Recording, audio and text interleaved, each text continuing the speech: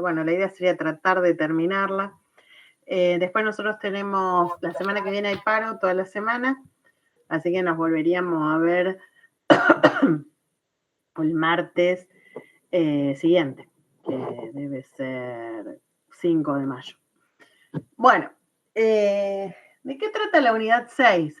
Nosotros dijimos cuando fuimos viendo las distintas estrategias y decisiones estratégicas que se tienen que tomar en una empresa en el sentido de lo vinculado al área de producción o de operaciones, una decisión tenía que ver con la línea de productos que íbamos a trabajar, que es lo que vimos en la unidad 2, y la otra decisión tiene que ver con los procesos productivos. Ahora la decisión que sigue para poder después diseñar la planta es cuál va a ser el volumen de producción. ¿Se acuerdan que cuando nosotros hablamos de la clasificación de los procesos, hicimos hincapié que lo que caracteriza a los distintos tipos de procesos son la variedad, el volumen y el tipo de producto? Nosotros hablamos del volumen, la palabra exacta o la palabra más adecuada que vamos a usar en producción va a ser la palabra capacidad. Y la capacidad tiene que ver con la producción por unidad de tiempo. Entonces, cuando ustedes vimos por ejemplo el video de la planta de celulosa, decían, bueno, se fabrican tantos kilómetros de papel, y ahora no me acuerdo, pero decían la unidad de tiempo, ¿no? Daban un número de kilómetros de papel y un número de tiempo. Esa es la manera en que uno mide la capacidad. Entonces, qué sé yo, si es un lácteo, perdón, estoy con mucha tos. Si es un tambo, diremos, genera tantos litros de leche por día, por mes. O sea, siempre tengo que ponerme de acuerdo cuál va a ser la unidad de medida, la unidad de tiempo, si va a ser diaria, mensual, anual. Pero bueno, eso es lo que a mí me da la pauta para poder saber cuánto puedo llegar a producir en ese tiempo.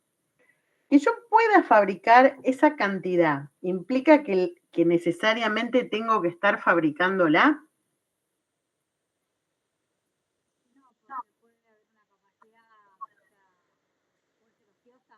Bien, exacto. Puede pasar que, no sé, de golpe yo tengo un hotel, el hotel tiene plazas, ahí lo vamos a medir por plazas, entonces digo, un colectivo, vamos a pensar en un colectivo que es algo por ahí más cotidiano. Yo, bueno, soy el Chevalier, soy cualquiera de los colectivos que va a Buenos Aires, pensemos en algo que seguramente todos alguna vez se han tomado. Entonces decimos, bueno, tiene 56 plazas, 56 bancos, ¿no? 56 posibilidades. Eso no quiere decir que todos los viajes a Buenos Aires vayan llenos. Puede pasar que en un viaje, en vez de ir 56, vayan 40. Entonces, la producción real que está haciendo ese viaje, que es trasladar de Rosario a Buenos Aires a 40 personas, es menor que la capacidad instalada que tiene ese colectivo, que vamos a suponer es 56. Esos 16 asientos que van vacíos, como bien dice Cecilia, se van a llamar capacidad ociosa, porque esa capacidad existe, pero no está siendo utilizada. ¿Y por qué podría pasar que yo no trabaje al 100% de mi capacidad instalada? ¿Qué otra variable es la que entra en juego? La demanda puede ser. Bien, la demanda, exacto. Es decir, cuando yo tengo la posibilidad de producir, ahora después por lógica voy a producir acorde a la demanda que tengo. Y a la hora de producir acorde a esa demanda, puede ser que yo produzca menos que esa capacidad instalada. ¿Podría darse que yo produzca más que esa capacidad instalada?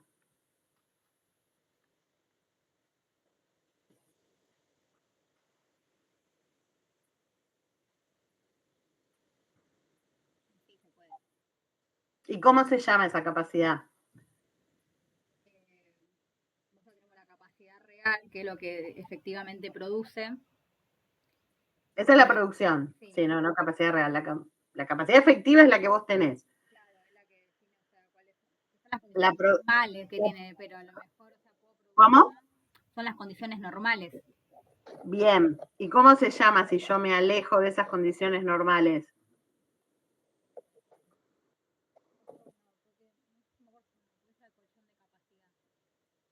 A ver si alguien más, no hace falta que contestes todos voces y tranquila. A ver si alguien más sabe cómo se llama la capacidad esa que se aleja de las condiciones normales de capacidad.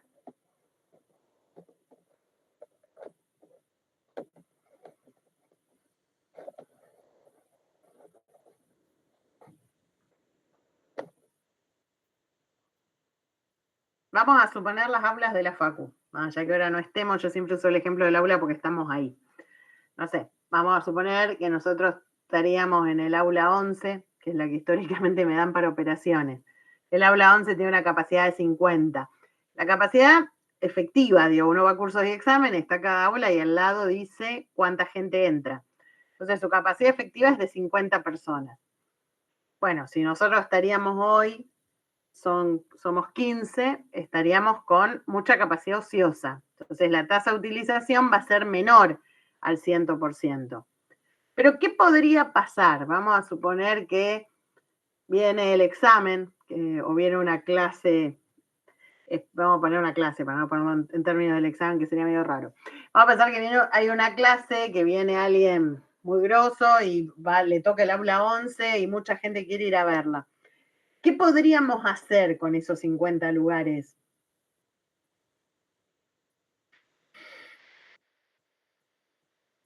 ¿Qué se les ocurre? Y no a Cecilia, que ya la pobre la perturbamos todo el principio de la clase. ¿Alguien más? ¿Qué podría hacer yo?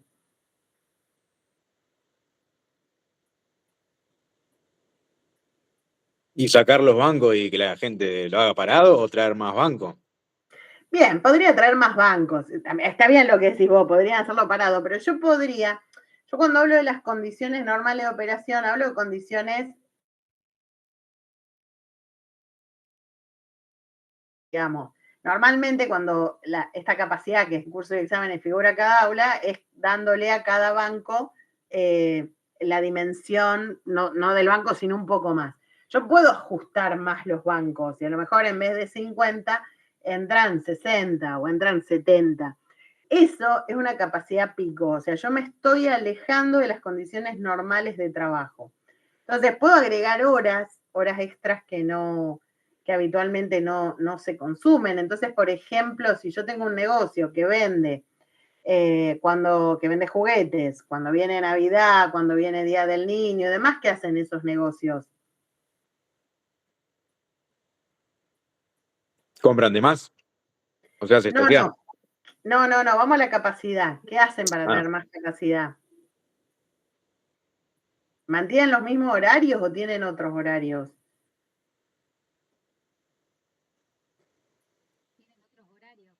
Amplían los horarios, claro. Si ustedes van a calle H. Sortu, a calle San Luis, a San Martín al Sur o lo que fuera, cuando es el Día del Niño, cuando es Navidad, los negocios están abiertos, sea domingo, sea sábado hasta muy tarde.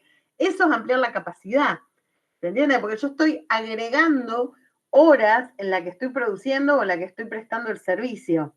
Entonces, una forma de alejarme de la capacidad efectiva es, por ejemplo, agregando horas, alejándome, como bien decía Cecilia antes, de las condiciones normales de trabajo. O también puedo, como decíamos antes, a lo mejor hacer los procesos más rápidamente o encontrar algún mecanismo, como decíamos, bueno, de distribución que me permita esto que decían ustedes, bueno, o la gente esté parada o encontrar algún camino, algún medio que me permita que entre más gente. Pero en o por ejemplo, posponer las tareas de mantenimiento. Pero en cualquiera de todos esos casos, ¿eso es sostenible en el tiempo o no?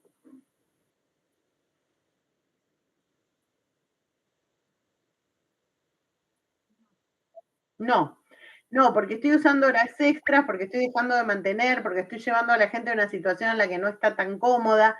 Entonces, yo puedo decir, bueno, justo vino alguien re grosso a dar una charla y bueno, nos amuchamos y no la pasamos tan bien, pero valió la pena la experiencia. Ahora, si yo en forma habitual doy clases de esa manera, no estaría garantizando los niveles de calidad que tengo que garantizar. Entonces, hay circunstancias que llevan a ampliar la capacidad en esto que se llama capacidad pico. Pero esa capacidad pico, la característica que tiene es que no es sostenible en el tiempo, es solo para resolver demandas pico que no pueda resolver de otra manera. Lo que Ricardo decía antes, el tema de comprar y estoquear, está bien también, porque yo podría hacer frente a una demanda pico estoqueándome en lugar de incrementar la producción en el momento que tengo la demanda pico. Lo que pasa es que depende de qué es lo que yo produzco, porque hay cosas en las que yo me puedo estoquear, porque son bienes tangibles y duraderos. Pero si yo vendo pan dulces, no puedo estoquearme eternamente, porque los pan dulces tienen también un tiempo en el que se vuelve perecedero o que la calidad se compromete. Si yo ofrezco estos servicios, ventas, atención, una clase, un curso, tampoco puedo, digamos, estoquear y después desestoquear. Entonces, todo este tema de la capacidad pico, obviamente impacta más en los servicios que en los bienes tangibles e impacta mucho más en los bienes que no son duraderos que en aquellos que son duraderos. Igualmente, aunque yo fabrique bienes duraderos, es una decisión que hay que tomar. Si yo voy a ajustar el plan de producción a la demanda, y entonces cuando hay más demanda produzco más y cuando hay menos produzco menos, o si voy a tratar de nivelar la producción y estoquear y desestoquear, que es esto que decía Ricardo antes. O sea, que lo que dijo Ricardo también está bien, pero en otro contexto, digamos, no era a donde iba mi pregunta inicial. Pero sí es válido en el sentido que lo que planteó Ricardo como solución, de alguna manera resolvería o reduciría la necesidad de adecuar la producción a la demanda usando el stock como mecanismo de compensación. Y esto lo vamos a ver cuando veamos inventario. Cuando veamos inventarios vamos a ver que existe lo que se llama el inventario de compensación. Y el inventario de compensación es exactamente esto que decía Ricardo recién. Lo que yo me estoqueo cuando la demanda es baja y me desestoqueo cuando la demanda es alta. Ese stock que tengo para hacer frente a picos de demanda en el futuro es un stock de compensación. No lo tengo con otra idea más que poder hacer frente a la demanda cuando llegue.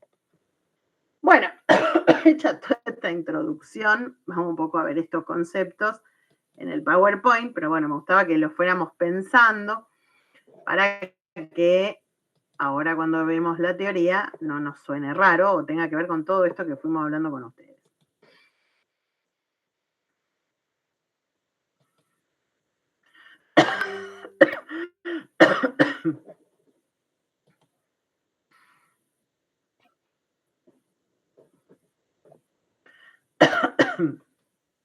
Bueno, entonces, lo que decíamos al principio. ¿De qué hablamos cuando hablamos de capacidad? Producción por unidad de tiempo. Otra manera de decirlo, velocidad de producción. Esa capacidad depende de los productos que yo voy a elaborar y vender en un determinado periodo. Esto es clave porque la misma planta puede tener más o menos capacidad según lo que yo vaya a fabricar o a producir.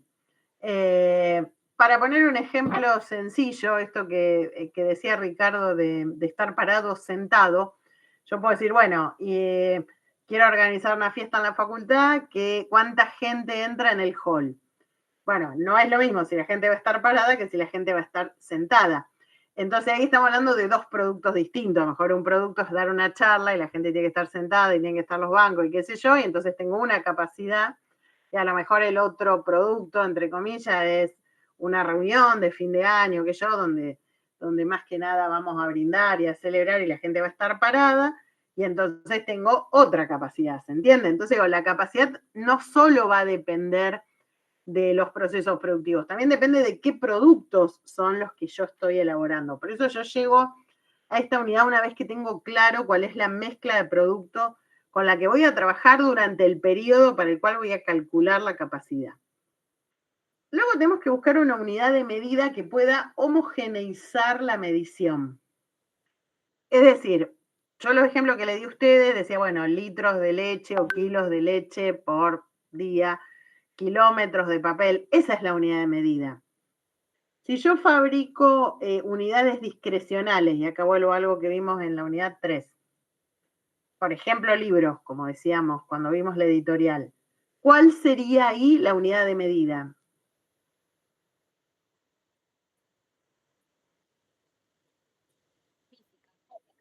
La cantidad de libros, perfecto, para ponerlo en términos.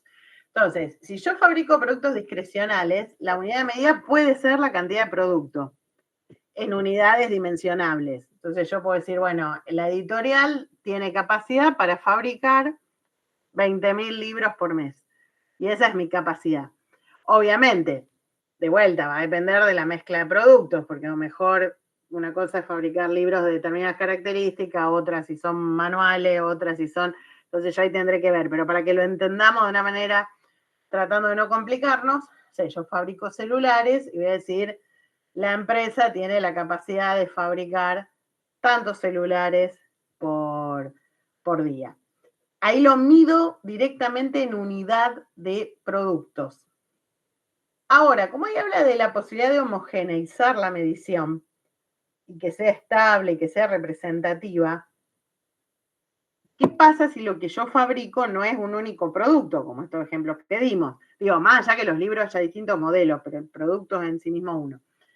Yo tengo ahora vamos no al tambo, sino a la empresa láctea, y digo, bueno, tengo la empresa láctea y fabrica leche, manteca, quesos, todo lo que tiene que ver con lácteos. ¿Cuál podría ser ahí una unidad de medida homogénea?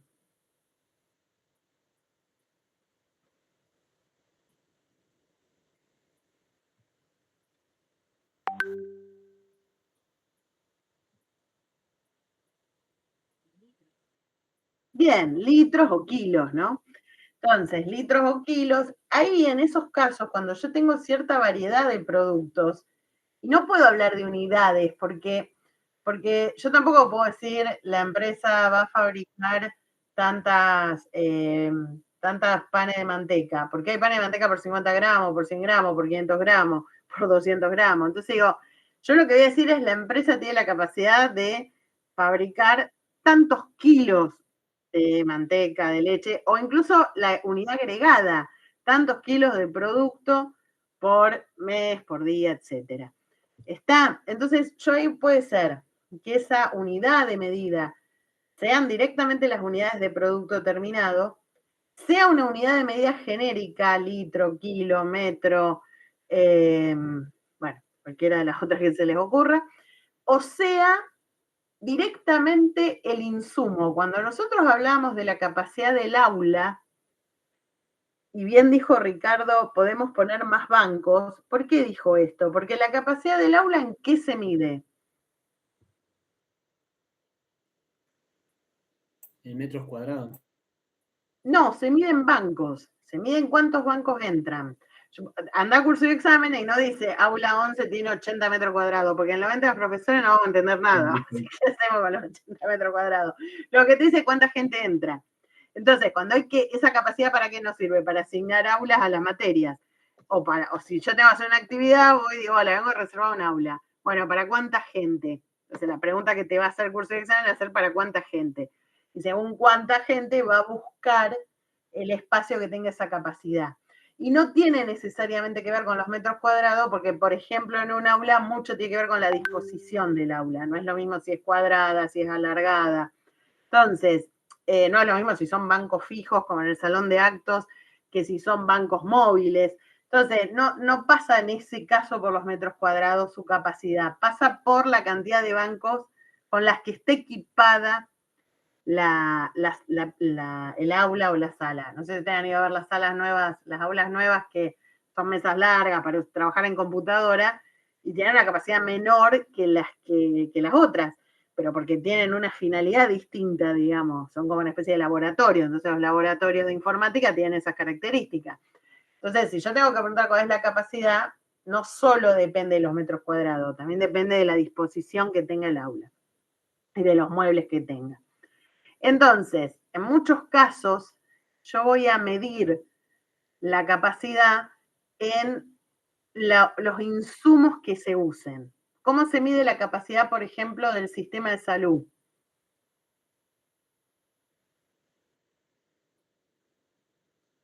Y a lo mejor se acuerdan de la época del COVID, porque creo que ahí nos marcó a todos y ahí hablábamos de capacidad todo el tiempo. Por las camas ocupadas. Bien, la capacidad son las camas. La capacidad del sistema de salud son las camas disponibles. La tasa de utilización son las camas ocupadas. Entonces, cuando se hablaba de tan saturado el sistema de salud, era porque el 100% de las camas estaba ocupado y entonces hubo que empezar a generar, ¿se acuerdan? Que por ahí había espacios que se generaban para los casos que no eran graves, pero que sí tenían que estar aislados, sobre todo al principio, ¿no? Después como que se fue normalizando, pero si se acuerdan bien a principio del 2020, a esta época del 2020, mayo, junio, que era todo muy caótico, todo el sistema de salud del mundo estaba colapsado, porque las camas instaladas, las camas de la UCI, que no es lo mismo que las camas de sala, estaban todas cubiertas por las personas que estaban enfermas. Entonces había que salir rápidamente a resolver el tema de ampliar capacidad instalada. ¿Se entendió? Entonces ahí se miden camas, por ejemplo, para... Bien. Y lo otro que hay que definir es el tiempo normal de operación, que un poco lo adelantó Cecilia antes, y tiene que ver con esto, cuáles son los horarios de trabajo normales. Entonces, cuando yo mido la capacidad y digo que esa es la capacidad mensual de una empresa, es porque estoy tomando sus horarios de trabajo normales. Hay empresas que trabajan las 24 horas, sobre todo, por ejemplo, las empresas que tienen altos hornos, que los hornos no se apagan. Pero hay otras empresas que trabajan menos turnos. Entonces, una forma de agrandar la capacidad es agregando turnos y una forma de achicar la capacidad es reduciéndolos. Lamentablemente en este contexto que estamos viviendo ahora, donde hay mucha recesión en la industria local, hay muchas empresas que no cerraron, pero que sí están reduciendo turnos. Vieron que a veces uno escucha, bueno, hay un turno menos, o a la gente le están haciendo tomarse vacaciones para reunir a la gente en determinados turnos y no trabajar en otros turnos. Bueno, eso es una forma de reducir la capacidad. ¿Por qué? Porque mi tiempo normal de operación yo lo reduzco, no tomo las 24 horas, sino que digo, bueno, ahora la empresa va a trabajar 12 horas. Entonces ahí ya reducí la capacidad a la mitad. O viceversa, el ejemplo que damos antes, si yo tengo que enfrentar una situación de demanda pico porque fabrico algo que, como decíamos antes, fabrico pan dulce en Navidad, fabrico huevo Pascua en Pascua, agregaré horas a esas horas habituales para moverme o ampliar ese tiempo normal de operación. Bueno, acá está explicado todo lo que dijimos antes. La unidad agregada, entonces, representa toda la variedad de productos de la empresa. Lo que busca es poder tener una unidad justamente que represente todo el proceso productivo.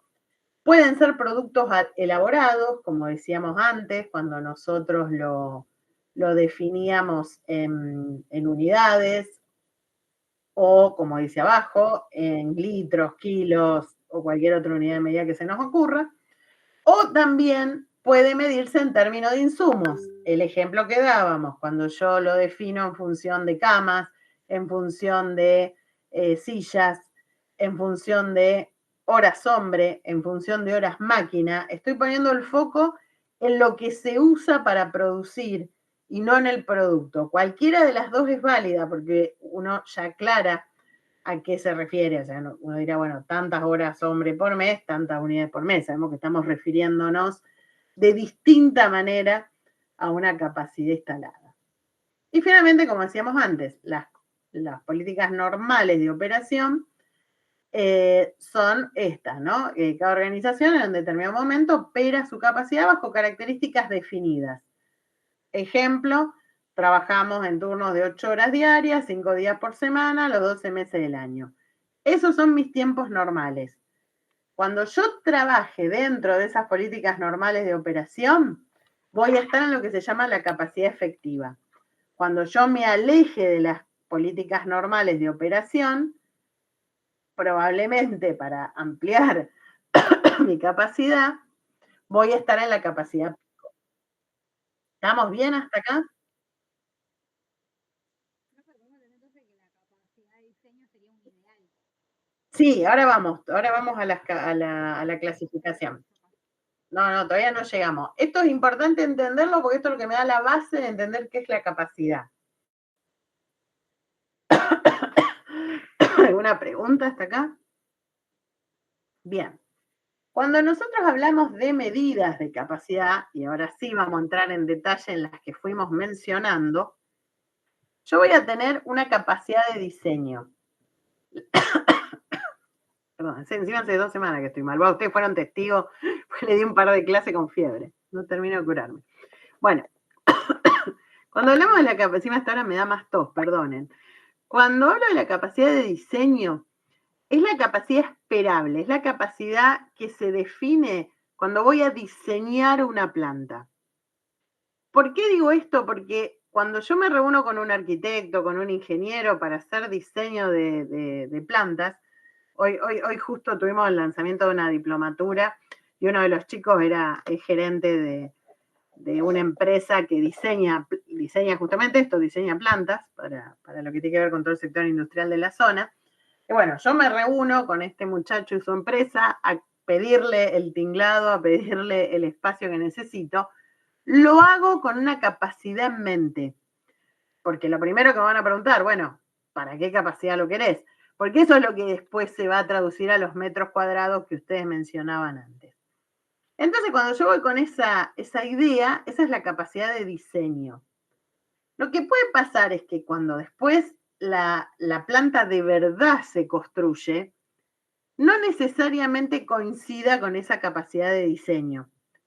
Porque como todos sabemos, después la práctica siempre es más complicada. Entonces puede ser que yo necesite, no sé, cañerías de alguna manera, las características del suelo, las características del terreno, por dónde pueden, qué sé yo, las máquinas, que por ahí después son más grandes, más chicas, qué sé yo. Entonces, muy poco probable que yo alcance esa capacidad de diseño, para menos o para más, porque de vuelta, la capacidad de diseño es un dibujo, después hay que llevarlo a la práctica y después hay que de verdad instalar la planta. Y como bien digo, puede pasar que después cuando instalemos la planta, una cañería no iba por donde pensábamos que podía ir, etcétera. Entonces, lo que voy a tener real va a ser la capacidad efectiva. O sea que la capacidad de diseño, por ahí les va a aparecer en algún examen, les podría aparecer. Nada más, tómenla como dato. Y después se cruza con la capacidad efectiva para ver en qué medida se cumplió con esa capacidad de diseño. Pero nada más, no la vuelvo a tocar para las otras medidas de la capacidad. Es decir, solo me sirve como un indicador de si estuvo bien diseñada y bien planteada la planta o no. Entonces, si fui exitoso a la hora de implementar la planta, la capacidad efectiva va a ser igual a la capacidad de diseño. Si no, es probable que la capacidad efectiva sea un poquito menor. ¿Qué es la capacidad efectiva? La obtenida en condiciones normales de funcionamiento. Ya tengo la planta armada, arranco a producir lo que quiero producir y lo que de verdad estoy en condiciones de fabricar por unidad de tiempo es mi capacidad efectiva en condiciones normales de funcionamiento. ¿Se entendió? Es lo que puedo producir con la planta trabajando al 100% en condiciones normales de funcionamiento. Es ese colectivo lleno, yendo a Buenos Aires con las 56 personas. Esa es la capacidad efectiva. Es el aula con las 50 bancos, sentadas las 50 personas, esa posibilidad de decir, tengo 50 bancos, es su capacidad efectiva. ¿Está? Entonces, la capacidad efectiva es lo que yo puedo llegar a producir trabajando al 100% en condiciones normales de funcionamiento.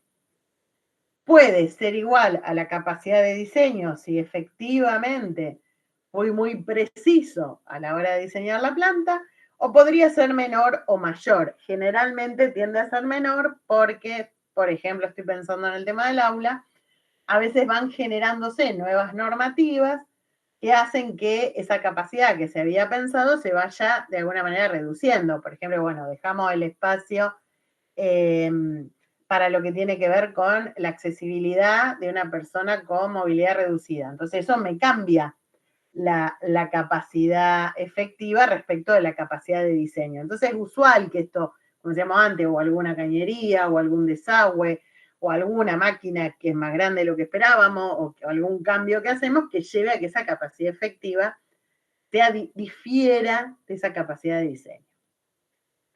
Ahora, decíamos antes, yo tengo esa capacidad efectiva, las 50 bancos en el aula, los 56 asientos en el Urquiza. ¿Eso implica que va a estar llena el aula y lleno el Urquiza?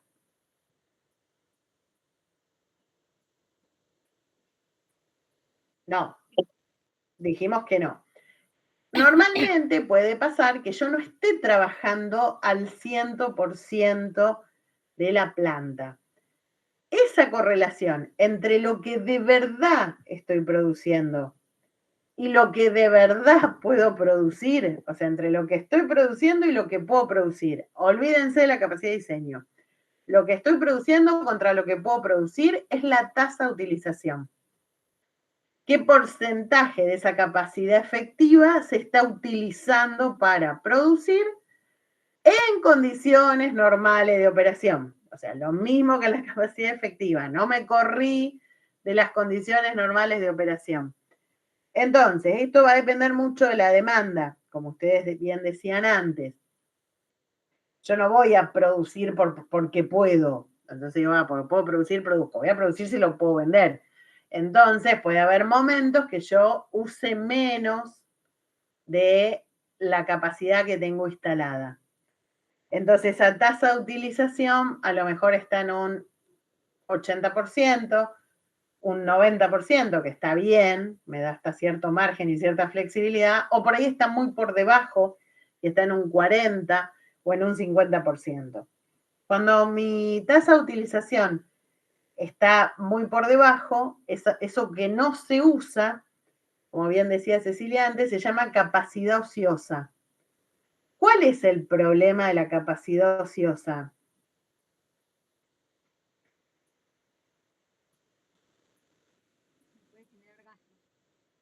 Me va a generar costos. O sea, la capacidad instalada me genera costos. Yo, esos costos fijos, acuérdense que veíamos la clase pasada, yo compro una máquina y esa máquina es muy costosa y qué sé yo, porque bueno, es muy técnica, está pensada para mucho volumen de producción, como decíamos en la clase pasada, y de golpe no tengo mucho volumen de producción, cuando yo calcule los costos unitarios, la forma en que la amortización de esa máquina me va a impactar va a ser muy importante. Entonces, las capacidades ociosas a mí me generan costos. ¿Qué decisiones puedo tomar cuando tengo capacidades ociosas?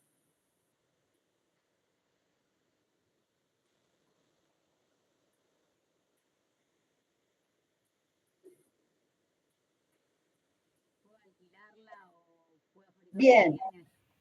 ¿O podrías? Fabricar otros bienes. Bien, bien, muy bien, excelente. Yo podría decir, bueno, yo esta capacidad instalada no la estoy usando. Entonces yo podría alquilársela a otro y decir, bueno, a ver, tu producto vos también lo podés fabricar acá. Me pagas, no me va a dejar la misma ganancia que si fabrico yo, pero me renta ese tiempo que yo no estoy usando esa capacidad. Otra forma, como también muy bien decían ustedes recién, es decir, bueno, a ver, si yo no estoy vendiendo, a lo mejor lo que tengo que hacer es incorporar nuevos productos. Recuerden lo que hablábamos. Bueno, la capacidad está vinculada a la mezcla de productos. Entonces, tal vez tengo que pensar en otros productos que complementen esa caída que estoy teniendo en el producto que tradicionalmente estoy fabricando para sostener esa capacidad. Y lo más trágico, pero que a veces ocurre también, es vender la capacidad instalada. A lo mejor yo puedo decir, bueno, no sé, tengo 2 plantas y no tiene sentido que tenga 2, armo todo en una y lo otro lo vendo. Digo, bueno, esto también a veces es una opción. Por lo tanto, es muy importante medir la tasa de utilización, porque una cosa es que esté en un valor normal, no tiene por qué estar al 100%, porque que esté poco por debajo del 100% me da flexibilidad, me da la posibilidad de producir otra cosa o atender a una demanda inesperada. Por ejemplo, viene un cliente y me pide un pedido mayor, entonces yo tengo flexibilidad, o sea, no estoy trabajando al 100%, tengo esa posibilidad de cumplir con esos pedidos e incluso mejorar la satisfacción de los clientes. Entonces, no es que la tasa de utilización tenga que ser del 100%, porque es más, cuando la tasa de utilización es cercana al 100%, ya tengo que pensar en ampliar la planta, en ver de qué manera amplío la capacidad. Esto lo que quiere decir que no es algo grave que tener capacidad ociosa. Lo que es grave es tener mucho porcentaje de capacidad ociosa. Y cuánto inciden esos costos, como bien decían ustedes recién, en los costos totales. Entonces, si yo me encuentro en esa situación, claramente tendré que pensar en estas opciones. Lo importante de esto es, entender qué es una tasa de utilización, entonces cruza lo que de verdad se está produciendo con lo que se podría producir según mi capacidad efectiva. Y que es un dato importantísimo para tomar decisiones. ¿Qué decisión? Si ampliamos o si reducimos la capacidad efectiva. Pues esto me está midiendo la eficiencia de mi capacidad efectiva. Como decíamos antes, vamos a tener la capacidad pico, creo que esta la explicamos bastante bien, con muchos ejemplos y demás, cuando me alejo de las condiciones normales de operación. Horas extras, turnos adicionales, contratar a terceros. Yo a veces puedo contratar a otras empresas que me cubran parte de la producción o parte del trabajo. Podríamos suspender, ¿cómo se llama? El mantenimiento. Ahora, cualquiera de estas cosas no son sostenibles en el tiempo. ¿Por qué? Porque implican costos extras. Pagar una hora extra es más caro que una hora común, pagar un turno adicional es lo mismo. Si yo lo tercerizo y lo hace otro por mí, el margen de ganancias o una buena parte del margen de ganancia le va a quedar al otro. No puedo suspender mantenimientos de por vida. Entonces, la capacidad pico la tengo que conocer porque me va a permitir hacer frente a demandas pico. Pero tengo que saber que es una respuesta de corto plazo. Si yo tengo circunstancias, como decíamos antes, puntuales, y yo sé que esto ocurre en Navidad, en Año Nuevo, Reyes y el Día del Niño y Pascua, bueno, no voy a cambiar la capacidad para hacer frente a esas 5 fechas. Si esto me pasa todos los días, no puedo vivir a capacidad pico. Tengo que trabajar la capacidad efectiva para que esa capacidad alcanzada no sea excepcional, sino sea en condiciones normales de funcionamiento. Y finalmente se mide el rendimiento, que esto está vinculado a la calidad, lo que vimos la clase pasada, en cuanto a si los productos que estoy fabricando y que se están produciendo salen en condiciones de calidad adecuadas. Entonces también acá esta es una buena forma de tomar decisiones. Si el rendimiento es menor al 100%, bueno, ver qué va pasando. Como decíamos la clase pasada, es probable que yo tenga alguna falla, alguna merma en la calidad en algún momento del proceso productivo, pero hay que ver si esos son porcentajes manejables y así todo tratar de ir mejorándolos, ir reduciéndolos. O si efectivamente tengo un problema en el rendimiento. Entonces, esa capacidad teórica que yo estoy definiendo no es una capacidad de verdad, digamos, ¿no? Una capacidad que realmente llegue al producto para el cliente. Bien. ¿Cómo vamos hasta acá? Bien, profe. Bueno. Esto después vamos a ver toda una práctica de esto. Y por ahí cuando veamos la práctica va a quedar más clara la teoría. Hoy mencionaba Cecilia, adelantándose un poquito en la unidad, el tema del colchón de capacidad. El colchón de capacidad tiene que ver con esto que venimos hablando. Si yo tengo que tener una capacidad efectiva, y aunque diga capacidad, póngale capacidad efectiva para que quede claro. Si yo tengo que tener una capacidad efectiva menor o mayor a la demanda media. ¿Y qué piensan de esto? ¿La capacidad efectiva debe ser mayor o debe ser menor que la demanda? Y mayor. Bueno, en realidad depende. Siempre en la administración, si quieren pegarla, digan depende. Porque está bien, la lógica es decir mayor. O sea, ¿quién lo dijo? Ricardo. Ricardo, muy bien. La lógica es decir, bueno, tengamos un colchón de capacidad positivo. ¿Qué es un colchón de capacidad positivo? Que yo tengo una capacidad instalada mayor que la demanda media. Y está muy bien lo que dice Ricardo. En principio, yo debería de tener esto, porque ¿qué es lo que me da ese colchón de capacidad mayor que cero? Estoquearse, que No es o sea, estar tocar, preparado. me da flexibilidad. Ah, Me da flexibilidad para poder hacer frente a una demanda que pueda aumentar. Entonces, yo diría, bueno, bárbaro, tengo un colchón mayor que cero. Resulta que ese colchón mayor que cero no es siempre bueno, por eso digo, este depende. ¿Cuándo va a tener sentido esto que Ricardo decía? Cuando la demanda sea creciente. Entonces, si yo veo que la demanda viene creciendo, y está bueno que yo tenga una capacidad instalada mayor, porque yo voy a poder acompañar esa demanda y además voy a poder hacer frente a estos pedidos extraordinarios que puedan llegar, sabiendo que tarde o temprano esa capacidad va a ser ocupada. Pero fíjense que dice demanda creciente y o sea, ahí es que sean las dos cosas o es que sea una o la otra. ¿Cuál es la otra que me llevaría a tener un colchón de capacidad mayor que cero? Que los costos de instalar y operar la capacidad sean pequeños en relación al costo de agotar la capacidad. ¿Qué quiere decir esto? Como bien decíamos antes con Cecilia, tener una capacidad instalada tiene un costo.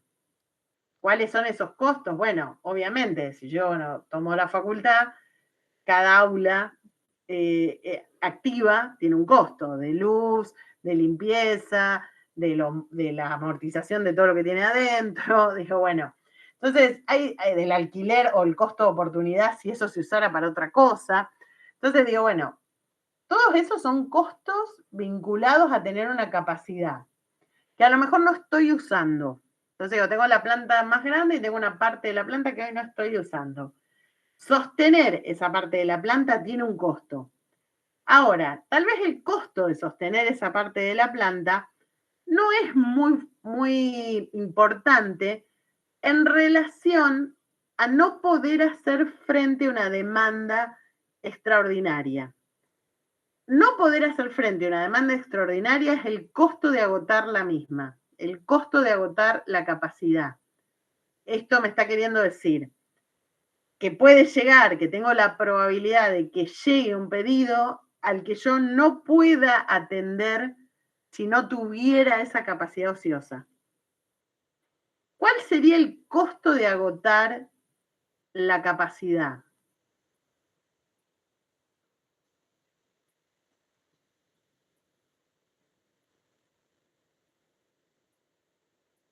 ¿Cuál es el costo de no poder atender una demanda?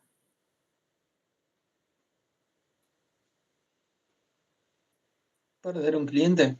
Bien, hay un costo inmediato que es perder la venta, ¿verdad? Me piden algo, yo no lo puedo resolver, me estoy perdiendo la venta, entonces tengo un costo de oportunidad. El costo de oportunidad de perder la venta, el margen que yo me hubiera quedado si hacía esa venta. Pero como muy bien dice, ¿quién era? ¿Quién habló Leandro. recién? Leandro, bien. Como bien dice Leandro, la cosa puede ser más grave. La cosa no es solo perder esa venta. Puede ser que yo, además de perder la venta, pierda al cliente. ¿Y por qué podría perder al cliente? Porque se queda insatisfecho. Lo veíamos en el tema de calidad la clase pasada. soy tu cliente toda la vida, una vez que necesito que me saque del apuro atendiendo este pedido, me decís que no podés hacerlo, me dejás en la calle. Se enoja, va, busca otra empresa que se lo pueda resolver. Entonces, hay casos, por el tipo de vínculos con los clientes y por las características de esa demanda, donde estos costos de agotar la capacidad pueden ser altos, porque tengo todos estos riesgos. Y a lo mejor el costo de operar una capacidad ociosa es bajo, entonces ahí no me queda mucha duda, no hay problema, tengo un colchón mayor que cero, lo que decía Ricardo.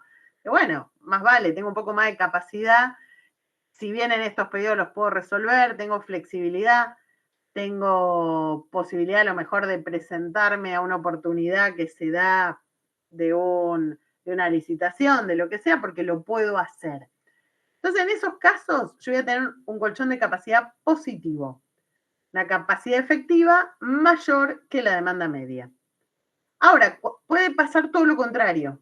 Puede pasar que el mercado no esté creciendo.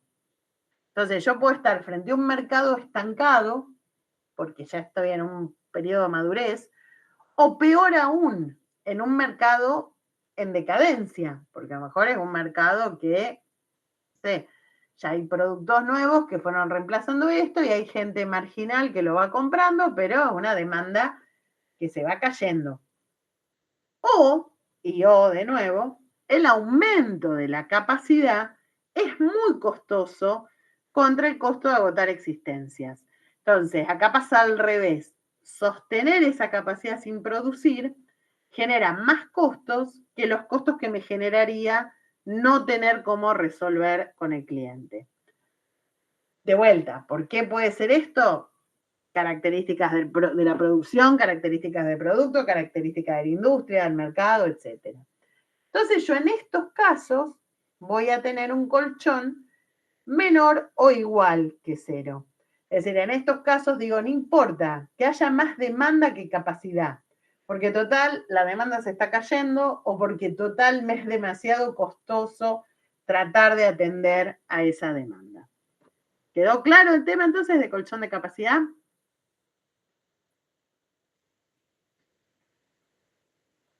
Sí, profe. Bien. Sí, profe.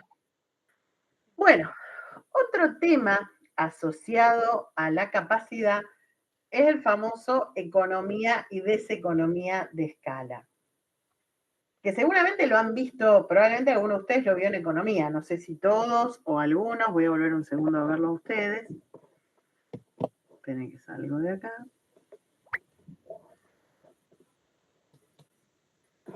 Ahí va. ¿Qué recuerdan de economía y deseconomía de escala?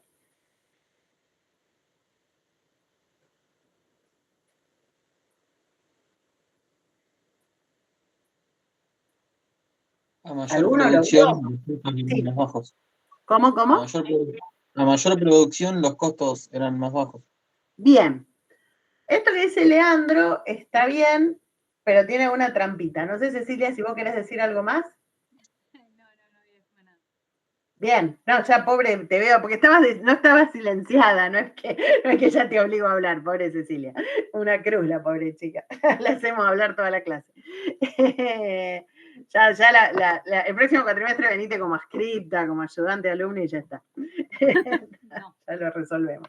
Bueno, acá hay unas cuestiones que pueden ser un poco confusas. Cuando uno habla de economía de escala, lo que da la reducción de los costos de los que habla Leandro es la capacidad instalada, no la producción en sí.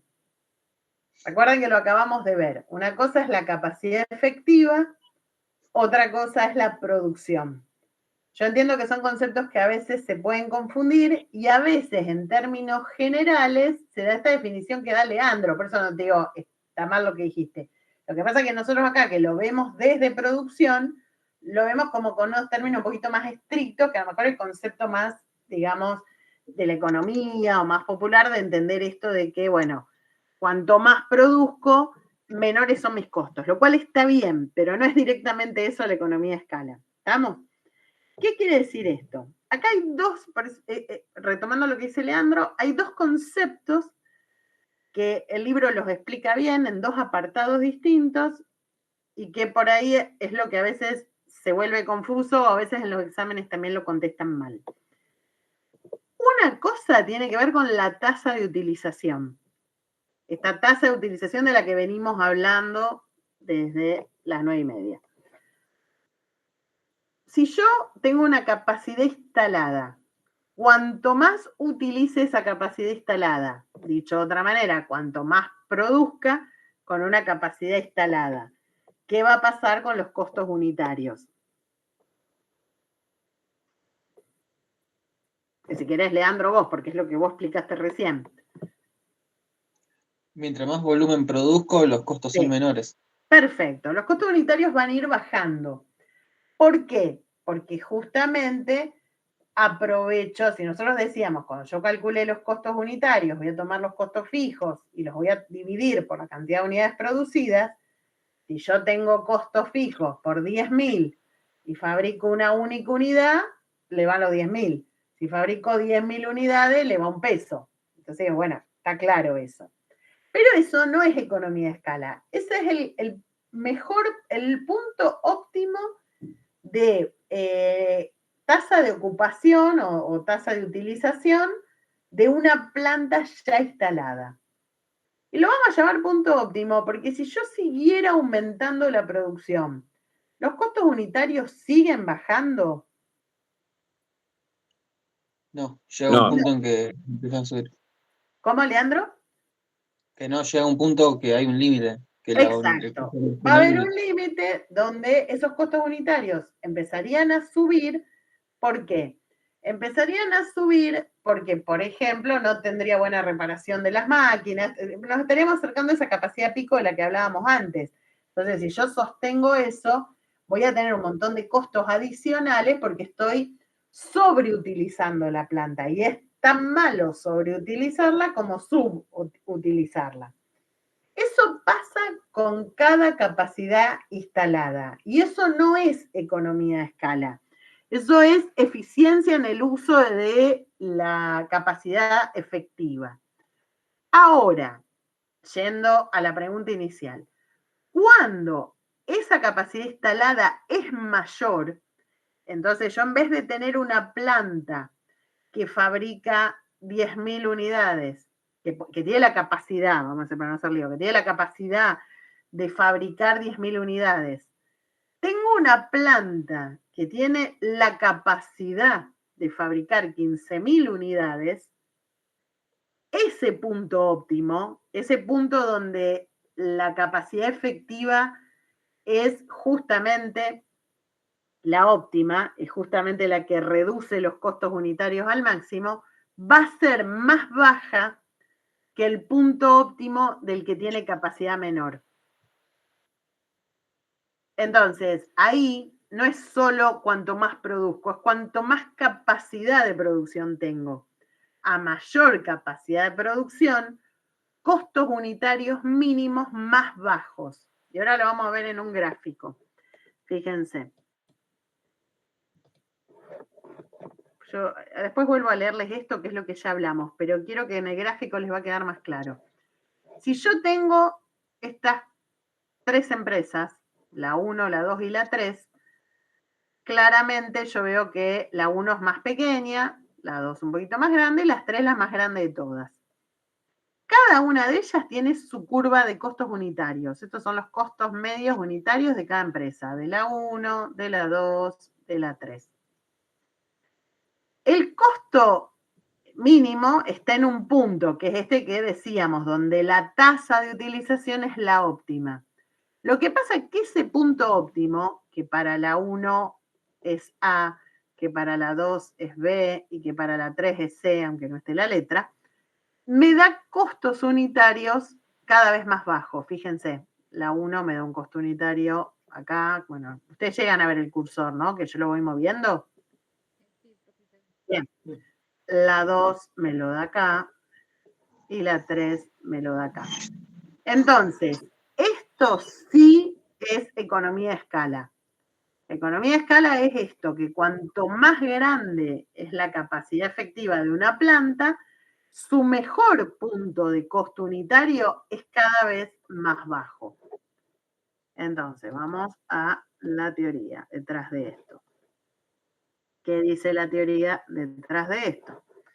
Para toda organización existe una utilización determinada de su capacidad que le permite obtener su mejor nivel operativo, donde los costos unitarios de producción son los más bajos posibles. Eso entonces no es economía a escala, eso es la mejor tasa de utilización de la capacidad efectiva. A igualdad de condiciones, con todo el ceteris paribus de que todo lo demás se mantiene, las empresas más pequeñas tienen zonas de mejores costos más altas que las que le corresponden a las empresas de mayor tamaño. O sea, la economía de escala no es lo que pasa dentro de cada empresa, es la comparación entre empresas. Entonces, yo ya tengo claro lo que pasa dentro de cada uno. Cuanto más grande es la empresa, la planta, porque más que la empresa es la capacidad productiva, ¿no? Porque la empresa podría ser gigante y tener todas plantas pequeñas. Digo, cuanto más grande es la planta y sus procesos, más bajos van a ser sus costos medios. ¿Por qué se da esto? ¿Qué motivos tengo para que se dé la economía a escala? Primero porque en general aumentar la capacidad instalada tiene un costo menor que el beneficio que genera. Es decir, a ver, vamos a suponer que si yo quiero, yo tengo una planta instalada y quiero duplicar su capacidad efectiva, no voy a tener que duplicar la inversión. ¿Por qué? Porque podría ser que yo duplique la capacidad sin duplicar la inversión.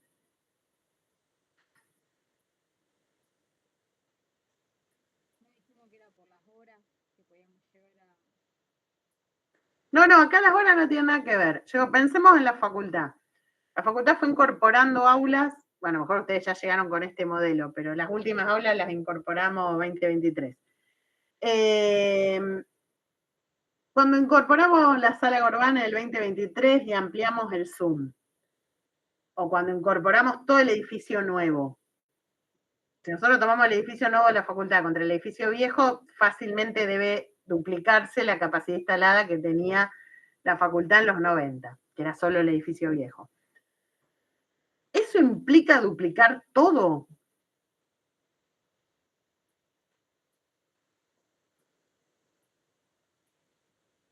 ¿Qué les parece a ustedes? Vamos a suponer, yo tenía 10 aulas y ahora tengo 20. Digo cualquier cosa, porque la verdad que de memoria no lo recuerdo. Pero tenía 10 aulas y ahora tengo 20. Dupliqué la capacidad efectiva, porque la capacidad efectiva de la facultad es cuánta gente entra en las aulas. Todo tuve que duplicarlo.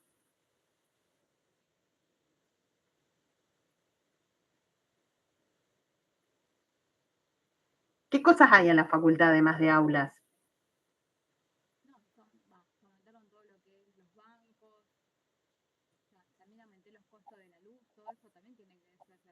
Sí, está bien, todo eso está bien, pero a ver, vuelvo a preguntar de nuevo. Yo paso de tener 10 aulas a tener 20. ¿La facultad son solo aulas?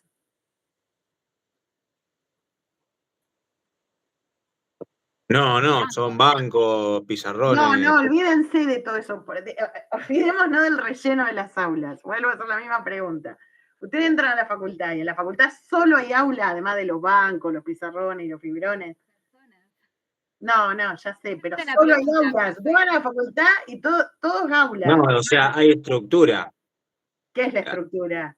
Hay pasillo, hay... No entiendo la pregunta, profe. O sea, bueno, te las hago cortas. Yo era decana, tenía un decanato. Un lugar que se llama decanato, donde vivían mis secretarias, yo, un lugar donde vive el vicedecano, un lugar donde vive el secretario académico. La facultad no son solo aulas, hay miles de oficinas en la facultad. Pues ya no podría funcionar. Imagínense que es una estructura que no es solo productiva, es una estructura administrativa / productiva. Si no hubiera alumnado, ¿dónde van las notas ustedes? ¿Se entiende o no? Sí, profe, parece. Quedaron todos mudos. Digo, en la facultad hay escuelas, está la escuela de administración, la escuela de economía, la escuela de contabilidad, la escuela de turismo. Hay las áreas centrales, está el área financiera, está estudiantil, está bienestar de la comunidad universitaria, está el área de los arquitectos, todo eso no se duplica. Que yo duplique las aulas no lleve que no va a haber 2 decanatos, no va a haber 2 vicedecanatos, no va a haber 2 escuelas de contabilidad o 2 escuelas de administración, ¿se entiende? Que yo duplique la planta productiva no implica que estoy duplicando la empresa. ¿Me van siguiendo o no? Sí. Bueno, esto es lo que pasa en la economía a escala.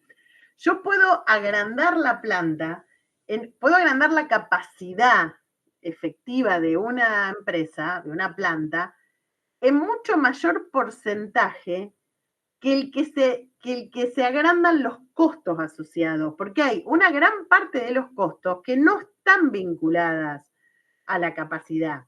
Entonces, cuando ustedes dicen la luz, la silla, los bancos, los fibrones, eso sí está vinculado a la capacidad. Entonces, si yo tenía 10 aulas y ahora tengo 20, tengo el doble de costos en luz, en banco, en fibrones, en pasillo y todo lo demás. Eso estamos todos de acuerdo. Pero después hay otra parte de la organización que no va directamente proporcional al aumento de la capacidad. Entonces, por ejemplo, todas estas funciones centrales de administración que existen en una facultad y que se llevan un buen pedazo del edificio, no tienen por qué crecer en la misma proporción. O aun cuando o sea, primero no tendrían por qué crecer, pero aun cuando crecieran, no van a crecer en la misma proporción. Porque de pronto no necesito el doble de gente para resolver no sé, yo soy consejera directiva. El consejo directivo es el mismo, está aprobado por estatuto, y es el mismo desde siempre. No importa qué cantidad de alumnos tenga una facultad, todas las facultades tienen el mismo consejo directivo. Eso no está proporcionado a la capacidad. Entonces digo, uno tiene una sala de consejo directivo, un área administrativa de consejo directivo, va a estar exactamente igual, sea la capacidad 20, sea la capacidad 2000. Esto pasa en la empresa igual. Vos tenés un área de comercialización, un área de administración, un área de recursos humanos. Que sea más grande la planta, mejor el área de recursos humanos es exactamente la misma. Es decir, no, a no ser que hubiera demasiada incorporación de personal, pero bueno, va a incorporar la misma cantidad de gente en recursos humanos que de empleados en el área productiva.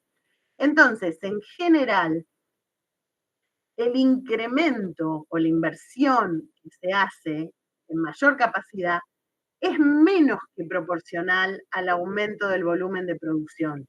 O sea, yo puedo producir el doble sin invertir el doble. ¿Se entendió esto? Sin gastar el doble, digo. Entonces, en todos estos casos es donde se genera la economía de escala. Otra ventaja que me da la economía de escala es la curva de la experiencia. Cuanto más veces yo hago lo mismo, voy a ser más eficiente.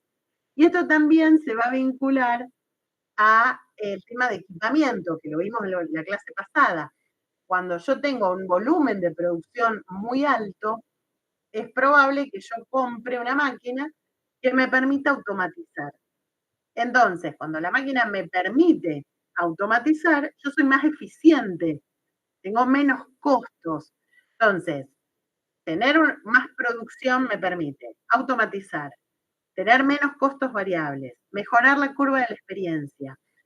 Lo que decíamos antes, repartir otros costos fijos. Hay un montón de costos, mismo cuando uno dice la luz, sí está bien, la luz va a incrementarse, pero no necesariamente va a ser el doble, porque de vuelta, hay parte de la luz que tal vez ya está, que ilumina esta parte o tiene que ver con áreas administrativas. Entonces hay costos fijos que van a seguir siendo costos fijos y se van a repartir entre más cantidad de unidades producidas. El poder de negociación con los proveedores. Si yo compro grandes cantidades, me van a vender a precios más bajos. Bueno, básicamente estas características, a usted se le pueden ocurrir otras, son las que llevan a que sea menor el costo unitario cuando la planta es más alta. No sé qué son los ruidos que se oyen de fondo, pero ¿están escuchando bien? Bien, ¿esto se entendió entonces?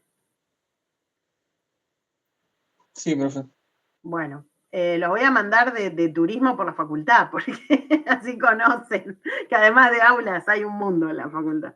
Es un mundo, se investiga, se hace extensión, no es solo dar clases. Bien, bueno, esta es la gráfica.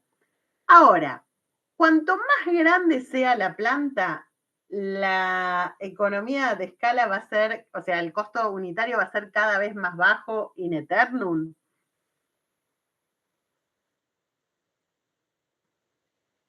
¿Qué les parece?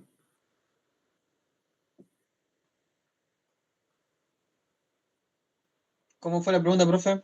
Sí, acá nosotros estamos diciendo, cuanto más grande es la planta 3 tiene costo unitario más bajo que la 2 más bajo que la 1, si yo pusiera una 4, pasaría lo mismo, digo, siempre va a ser así, cuanto más grande es la planta, voy a ir teniendo cada vez costos medios más bajos.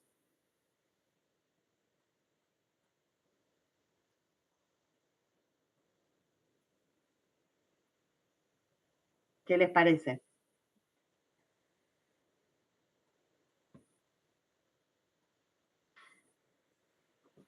Bueno, Porque no quiero confundir a los chicos y era una consulta que yo tenía para hacerle. A ver, dale, hacela. Si yo lo que tengo, si a mí la planta se me va incrementando, ahí sí me va a generar lo que es una deseconomía de escala, porque, o sea, yo voy a incrementar los niveles. O sea, yo hablo acá, ¿entendés? De lo que son los niveles jerárquicos, el tamaño, el control. A eso yo, es como que lo que a mí me hace un poco de ruido, porque también hablo de lo que es los costos fijos, o sea, yo los voy a poder prorratear un poco más, pero también, o sea, me van a aumentar de otros lados. Bueno, se va a volver ineficiente la planta, y está bien lo que estás diciendo, no es confuso, es la realidad. Por eso en un punto deja de ser una economía a escala. O sea, pensemos que es, no sé, ustedes son Toyota, y dicen, en vez de tener, no sé, la verdad cuántas plantas tiene Toyota en el mundo, lo podemos buscar de tarea. En vez de tener 1000 plantas, no tengo idea, capaz tiene 10 millones, pero digo cualquier cosa. Vamos a tener una única planta de Toyota donde vamos a fabricar las Toyotas de todo el mundo. Eso no funciona tampoco. Por esto que vos estás diciendo, Cecilia, ¿no? Porque acá no los veo. Porque esto que estás diciendo vos, Cecilia, está perfectamente bien. Si yo diría, bueno, no, pero entonces agrandemos y sigamos agrandando y sigamos agrandando, y entonces la Facultad Económica van a ser 73 manzanas de Rosario, ahí ya tengo un desastre, porque hay quien organiza eso, quién lo controla, cómo lo manejamos. Ahí sí ya no podés tener la misma gente en curso y examen o la misma gente. Entonces, esto que dice Cecilia es real. Este ejemplo que yo les daba, de que crecer no implica crecer proporcionalmente, en un momento termina siendo un obstáculo. Y ahí es donde nosotros hablamos del concepto de deseconomía de escala. Entonces está muy bien lo que Cecilia está diciendo. Acá puede ser un poco confuso el dibujo, pero ¿esto qué quiere decir? Bueno, yo tengo una planta, estamos acá. Tengo una más grande, estamos acá, el costo es mejor. Ahora, si yo sigo creciendo, ya está un desastre.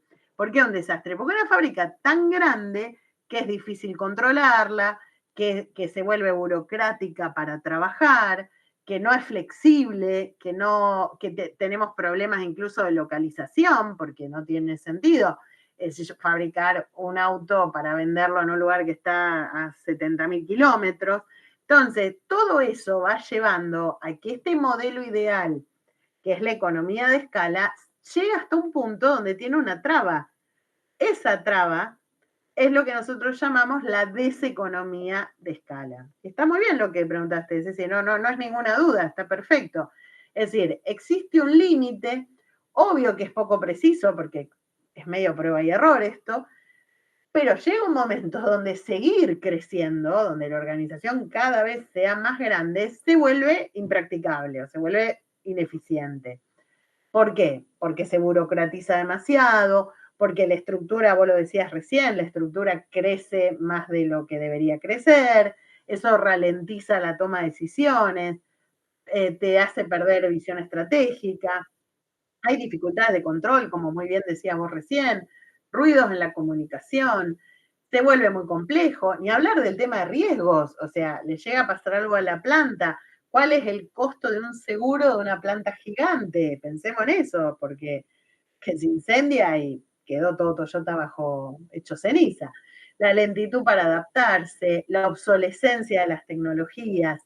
Entonces, para que quede claro, y retomando el concepto que daba Leandro hoy, cuanto mayor es la capacidad efectiva de una planta, en principio su costo medio unitario se va a ir reduciendo. Eso se llama economía de escala. Los motivos, todos los que vimos. Hasta un punto donde seguir creciendo se va a volver ineficiente. Y entonces estamos frente a lo que se llama deseconomía de escala. Por lo tanto, así como existe esa curva envolvente que va bajando, que es la curva de economía de escala, existe esta otra curva que empieza a subir, que es la de deseconomía de escala. ¿Quedó claro ahí? Entonces, Sí. si yo tengo una empresa pequeña, pero me utiliza toda la Sí. capacidad, y tengo una empresa grande y me utiliza toda esa capacidad, estaríamos siempre en una economía de escala porque no estarían como con... No entendí la pregunta, Es perdóname. como que yo tampoco se la puedo generar y tampoco quiero generar esa confusión. Porque No, pero a ver, decímela de nuevo, perdón, porque me perdí. No, lo que no entiendo es cuando yo tengo una, Sí. porque dice que la economía de escala, que las empresas pequeñas poseen mejores costos operativos. No dice eso. Dice que el mejor costo operativo de la empresa pequeña es más alto que el mejor costo operativo de la empresa grande.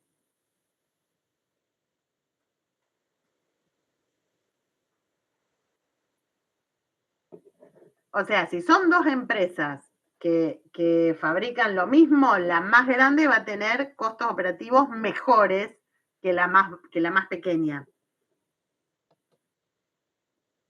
Mira, te lo vuelvo a mostrar. A lo mejor no se interpreta bien la redacción, pero ahora te lo muestro de nuevo. Espera que había dejado compartir. Aguántenme un segundo.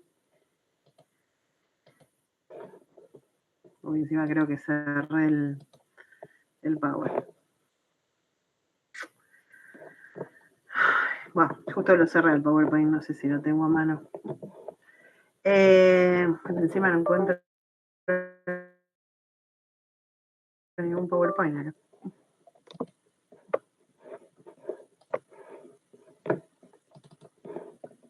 A ver si lo puedo abrir. Pero pasa que no sé si lo había guardado, porque lo había bajado y lo fui usando. Si alguien lo puede abrir al PowerPoint que estoy moviendo recién. Pues yo sí lo tengo que empezar a buscar. Ah, aquí está. Ahí estamos. Denme un segundo.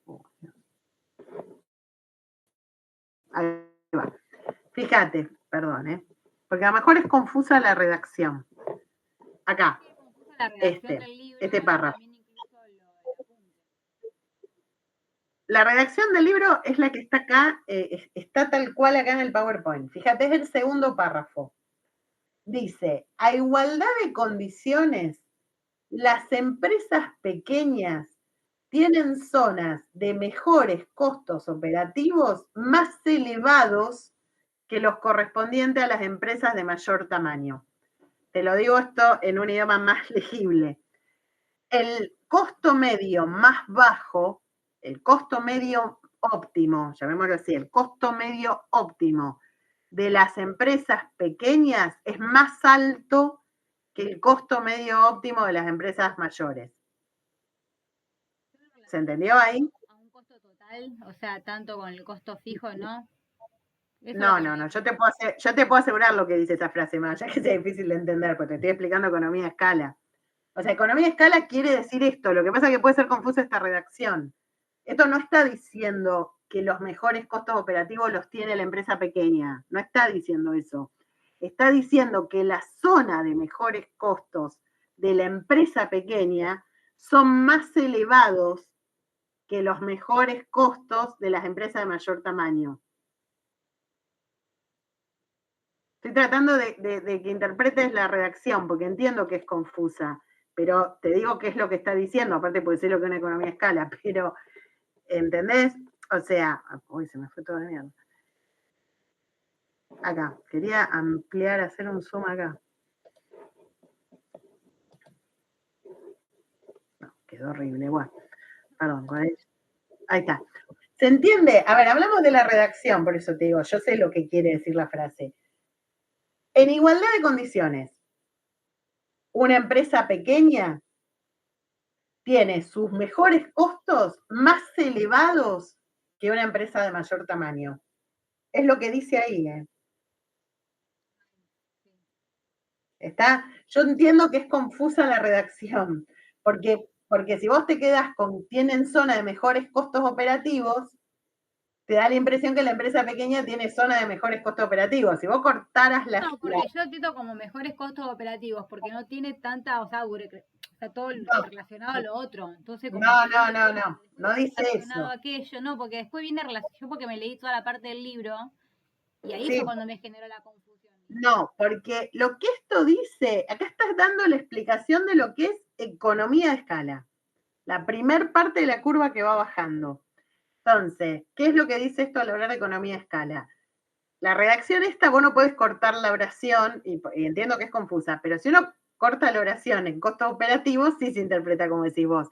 Pero esto lo que dice es, en las mismas condiciones, una empresa pequeña tiene sus mejores costos operativos más elevados que una empresa de mayor tamaño. O sea, la empresa pequeña tiene costos medios más altos que la empresa de mayor tamaño. Eso es economía de escala. ¿Por qué se da eso? Por todo lo que explica abajo. Porque obtengo mayor volumen de producción con menor costo de inversión, por la curva de experiencia, por el reparto de los otros costos fijos, el poder de compra, la oportunidad de mejorar los procesos, utilizar equipo especializado, invertir, ¿está? Cuando esto deja de ser así, ahí pasamos de economía de escala a ¿dónde? A deseconomía de escala. Entonces, cuando el aumento del tamaño de la organización aumenta los costos, ¿por qué? Por todo esto que decís vos, porque se vuelve burocrático, porque la estructura crece más, porque el control, ahí estoy en deseconomía de escala. O sea, en la vida real se dan las dos cosas. Va a haber un tramo que cuanto más grande sea tu capacidad instalada, vos tengas más beneficios, y entonces vamos a hablar de economía de escala, y va a haber un tramo donde si seguís creciendo se vuelve ineficiente. Pero la economía de escala implica esto, costos, o sea, gráficamente es esto, economía de escala. Y ahí más allá que queda medio, estoy viendo que quedó medio obsceno el dibujo, pero más allá de todo, fíjate que el costo medio óptimo, que acá es este, es más alto. Sí, va creciendo. Exacto. Quedó medio raro este dibujo. Pero se entiende mejor ahí porque el otro gráfico como que también habla de empresa pequeña y después habla de empresa media y fábrica grande, como que ahí también genera... Bien. Acá nosotros lo que estamos analizando es la capacidad instalada. La capacidad instalada en la planta. Entonces, si nos conviene seguir... A la pregunta sería, ¿me conviene ampliar la capacidad instalada o no? Si me conviene ampliarla, estoy en zona de economía de escala. Si ya dejó de convenirme, estoy en zona de deseconomía de escala. Bien. Bueno, si quieren dejamos acá, porque ya viene otro tema. Los mando de turismo por la facultad, así recorren. Me quedé re frustrada que no conocen la facultad, chicos. Así la recorren un poco. ¿Quedó alguna duda? ¿Quedó claro? Entonces ahora sé si el tema de qué quiere decir con los mejores costos, porque es confuso. Bien, bárbaro. Bueno, si no hay ninguna duda, recuerden que la semana que viene tenemos paro, así que nos vemos el otro martes. Bueno, mil gracias por quedarse. Y vayan de ¿Puedo dar 5 minutos cuando los chicos salgan? Ahí está. Sí. Gracias, profe. ¿El examen no es la fecha? No tengo la fecha porque no pasó por consejo directivo todavía. Yo calculo que va a ser o fin de junio o normalmente fin de junio. Fin de junio. Bueno. Pero no pasó por consejo directivo todavía, eso lo aprobamos en consejo directivo.